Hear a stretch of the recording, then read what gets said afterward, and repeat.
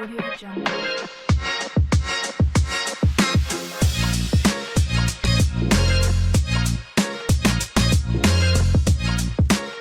Audio Jungle.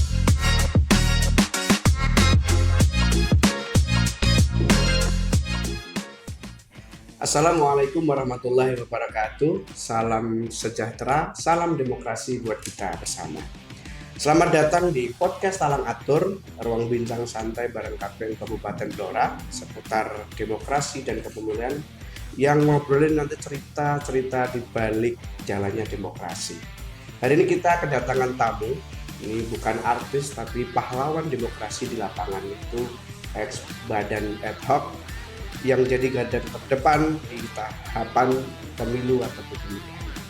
Di episode kali ini kita akan membahas sebuah tema yang sangat menarik dan penuh semangat, yaitu cerita di balik suara pengalaman badan ad hoc di lapangan. Nah, bagaimana sebenarnya peran badan ad hoc ini di Blora? Apa saja tantangan yang dihadapi? Kemudian bagaimana cerita mereka dalam penyelenggaraan kemarin? Nah, buat yang belum tahu bahwa badan ad hoc ini adalah mereka yang kerja langsung di lapangan dari mulai PPK, PPS, Pantamet, dan KPPS. Orang-orang yang bikin pemilu dan pemilihan bisa berjalan lancar meski kadang harus begadang, kepanasan, dan kehujanan. Mari kita mulai saja perbincangan hari ini di podcast Talang Atur KPU Kabupaten Blora. Semua diatur dengan talang, semua dibahas dengan atur.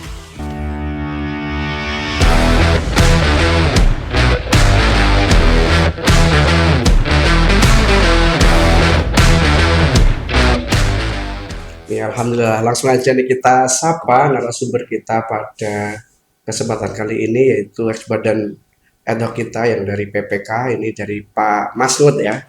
Ini adalah PPK Kunduran, Kecamatan Kunduran. Kemudian yang satu adalah Mbak Ika ini dari PPK Kecamatan Blora. Ini gimana kabarnya Pak Masud, Bu Ika? Ya, alhamdulillah kabarnya baik dan semoga kita selalu mendapatkan kebahagiaan bersama dengan KPU Kabupaten Blora. Ya mungkin bisa disapa-sapa lah teman-teman pemilih yang ada di Blora maupun dimanapun dia berada. Oke, halo, selamat sore sahabat Talang Atur. Kabar saya baik, Pak Mustaqim. Alhamdulillah, yang pasti hari ini saya bahagia karena begitu masuk di pintu gerbang saya momen-momen leno rapat kembali teringat dan itu gitu. sangat luar biasa sekali. Sangat terikat sekali. Mungkin kita mulai dari pertanyaan awal saja lah, kita ngobrol-ngobrol aja ini karena juga masalah pengalaman nih ya. Ini mungkin bisa diceritakan nih sebenarnya nih. Dulu itu bagaimana sih awalnya bisa ikut badan atau KPU Blora ini? Terkait cerita saya sehingga bisa terlibat badan ad hoc bersama dengan KPU Kabupaten Blora, terutama niat pribadi, sehingga niat itu muncul terhadap pelaksanaan pemilihan khususnya untuk yang di Kabupaten Blora. Begitu juga tindak lanjut selanjutnya adalah terkait dengan rekrutmen.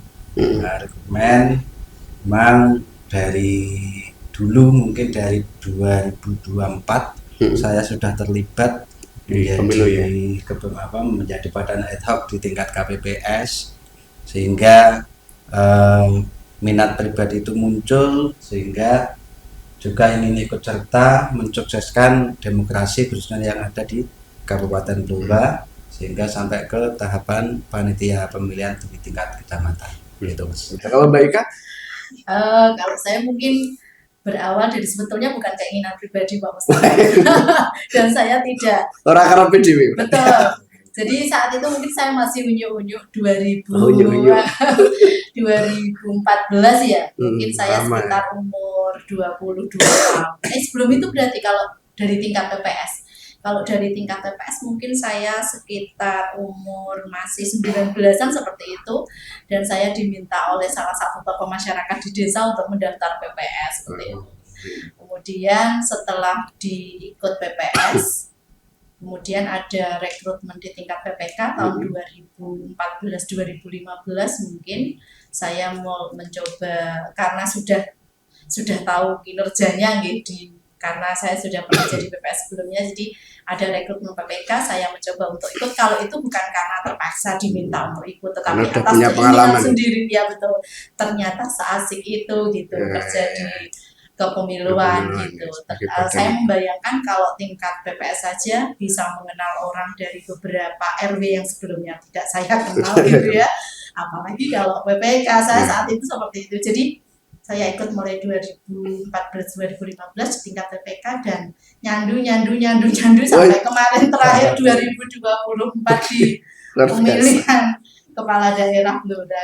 Luar biasa nih. Teman-teman pemilih ini candu ternyata.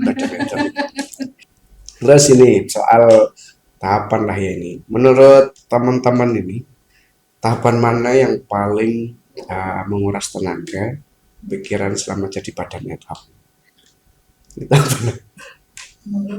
Ya, tentunya kita tahu bersama bahwa tahapan yang paling menguras tenaga dan krusial itu adalah pada waktu rekapitulasi di tingkat kecamatan. Sudah hari-hari. Ya, karena itu satu memang waktunya ada deadline dari KPU sehingga mengejar rekapitulasi itu luar biasa. Nah, jadi menguras tenaga, pikiran, waktu dan semuanya terkuras karena terkadang pelaksanaan rekapitulasi perhitungan suara di tingkat kecamatan itu sampai larut malam. Bahkan sampai 1 malam tidak tidur juga pernah dilaksanakan oleh teman-teman khususnya di PK Kecamatan Bumbulan. Nah, itu sampai merekap dan memang pada waktu dulu tanda tangannya sangat luar biasa. Banyak tanda tangan asli ya. Tanda tangan asli itu semua lempiran hampir ada sehingga antri tanda tangan itu sampai tidur. Betul. Ya, itu yang memang sangat menguras tenaga. Selain itu, karena rekapitulasi itu diawasi banyak pihak. Nah, banyak pihak, maka dalam kondisi yang sudah mungkin lelah, sudah ngantuk dan lain-lain, sehingga ketelitian itu tetap harus kita jaga bersama karena diawasi oleh dari macam-macam parpol, terus ada dari Bawaslu dan lain juga, pun masyarakat pun banyak yang menyaksikan pada waktu itu. Terima kasih. Halo Mbak Eka. Hampir sama mungkin ya sama Pak Mas, hanya saja kalau menurut saya ada tambahan lagi, walaupun secara langsung pemungutan itu tidak dilangsungkan di PPK yang di kecamatan, itu adalah tugas di ranah PPS, tapi pada saat pemungutan suara itu saya pribadi dan teman-teman itu selalu memantau dan ikut deg-degan gitu. Ada salah nggak sih bintek pemungutan suara yang sudah kita lakukan ini, apakah sudah dilaksanakan maksimal oleh KPPS apa tidak? Nah, sehingga pada saat itu kita berlima itu saat itu membagi tugas, kita memiliki daerah binaan sendiri Mas, jadi kita memantau, kita membentuk seperti layanan seperti itu. Pokoknya kalau ada apa-apa yang sekiranya laku langsung tanyakan kepada kami.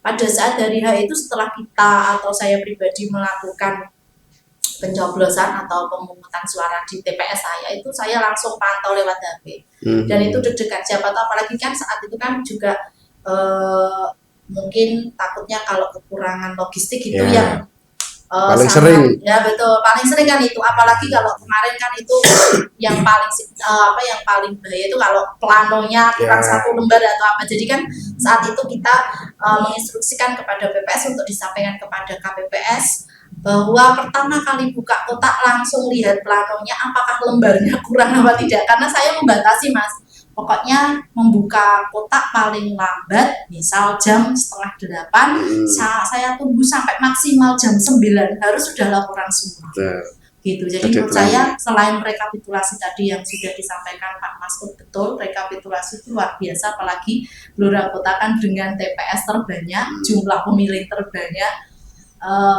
itu bagaimana saya meramu supaya bisa efisien, kemudian juga efisien waktu, juga efisien tenaga seperti itu karena jumlahnya yang banyak. Itu aja sih Mas.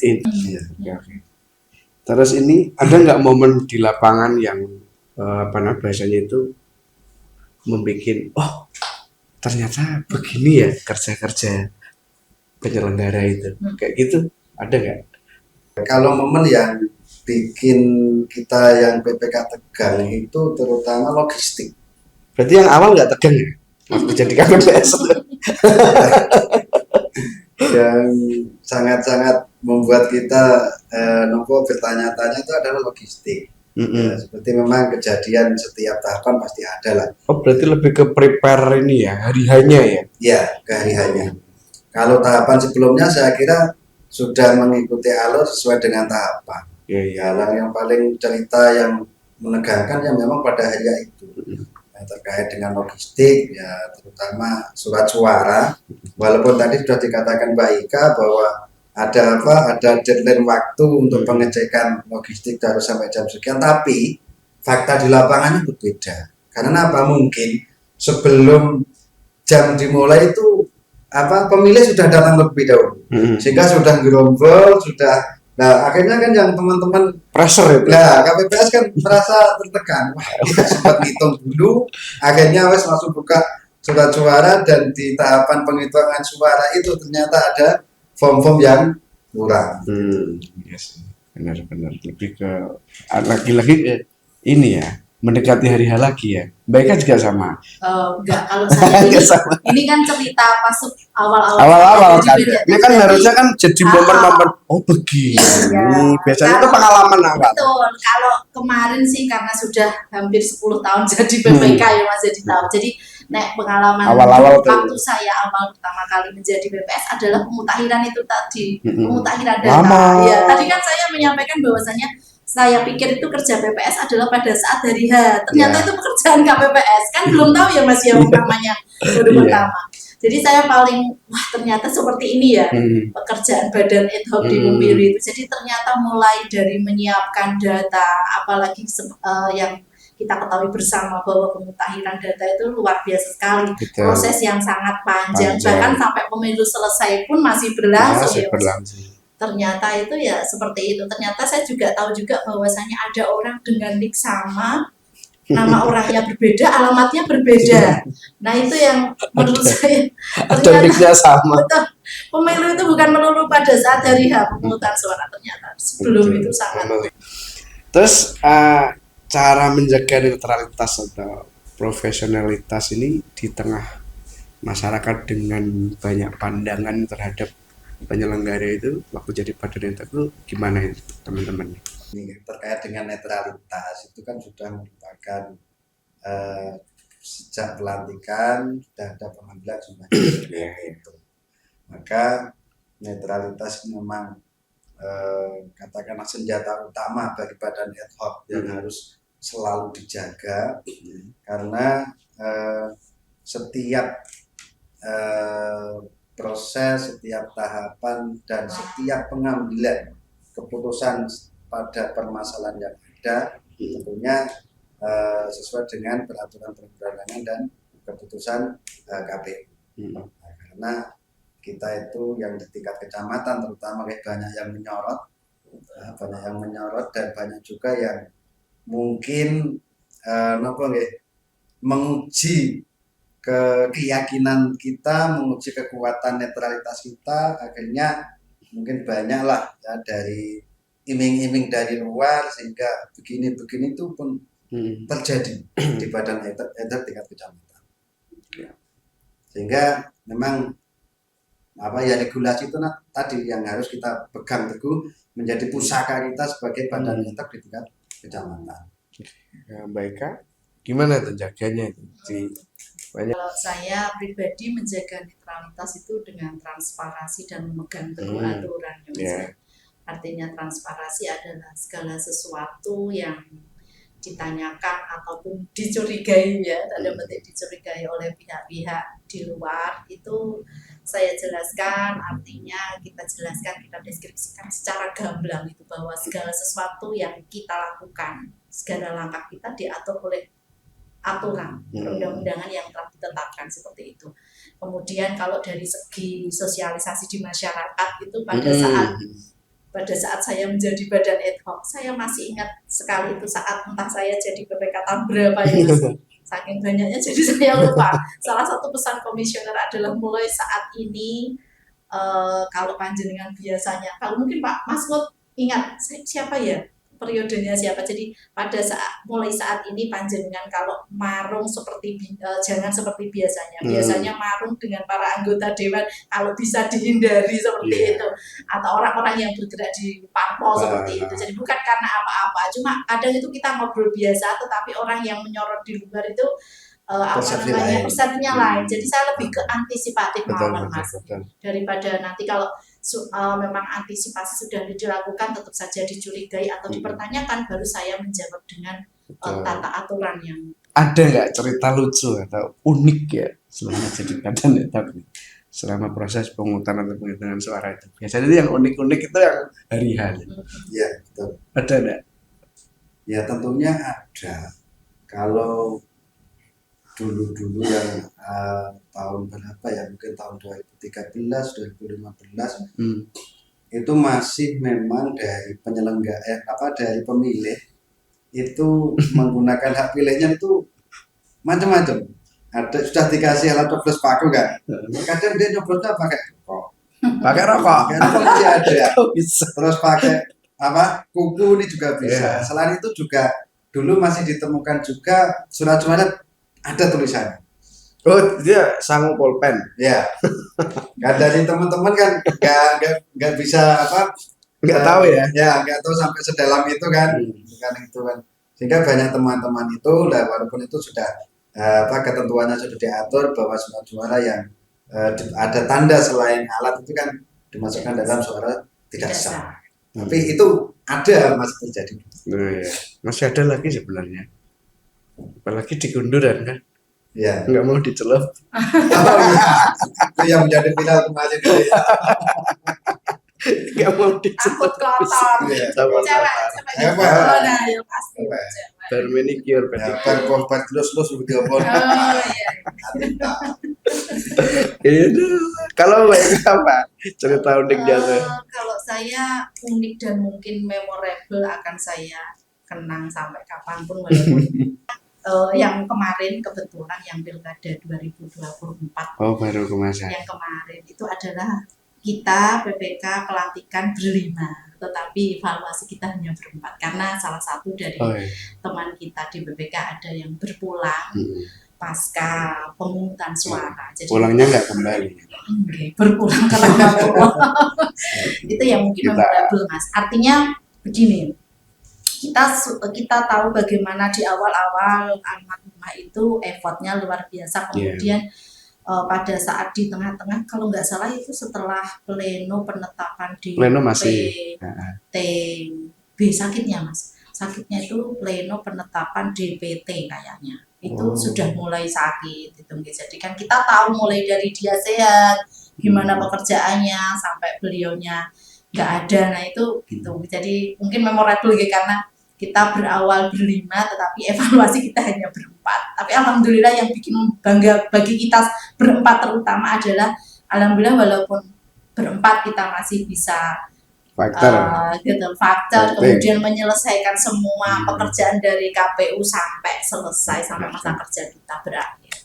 Kemudian hal unik lagi itu pada saat rekap di tingkat kecamatan Mas, karena kita kan walaupun masih ada 5 orang tapi kan sudah saat itu almarhumah sudah menurun ya kondisi kesehatannya, memang tidak bisa diforce. Tapi masih ikut kan? Masih ikut. Bahkan kita sampai kasihan gitu. Jadi kita sok-sok jagoan gitu berempat. Pahlawan. Iya, kita sosok jagoan. Kita sosok jagoan sehingga kita tidak terasa bahwa imun kita itu berontak gitu. Salah satu teman saya itu laki-laki, Mas Dari,